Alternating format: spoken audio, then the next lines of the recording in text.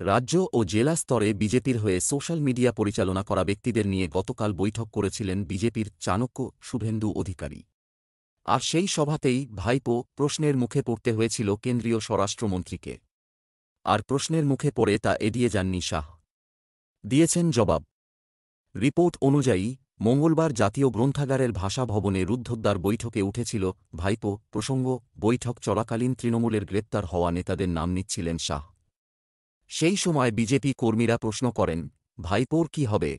এর জবাবে অমিত শাহ বলেন, যারা গ্রেপ্তার হয়ে গিয়েছেন আমি তাদের নাম নিয়েছি। যারা গ্রেপ্তার হবেন তাদের নাম তো বলিনি। শাহের এই কথা শুনেই সভাগৃহ ভরে ওঠে তুমুল হাততালিতে। এদিকে গতকালকে এই অনুষ্ঠানেই অমিত শাহের বক্তৃতার সময় নাকি বিরোধী দলনেতা শুভেন্দু অধিকারী বারংবার স্লোগান তোলেন। তিনি বলতে থাকেন, মমতা চোর। এর জেরে বক্তৃতা থামিয়েও দিতে হয় শাহকে। শুভেন্দুর দিকে তাকিয়ে নাকি শাহ হালকা চালে হেসেছিলেন। অমিত শাহ গতকালকের বৈঠকে নাকি বলেন, বাংলায় যা অবস্থা, তাতে দিদি যেটাই করে নিক না কেন, এখানে জিতবে তো বিজেপি। এদিকে দলীয় কর্মীদের উদ্দেশ্যে অমিত শাহ বলেন, সিএ দেশের আইন।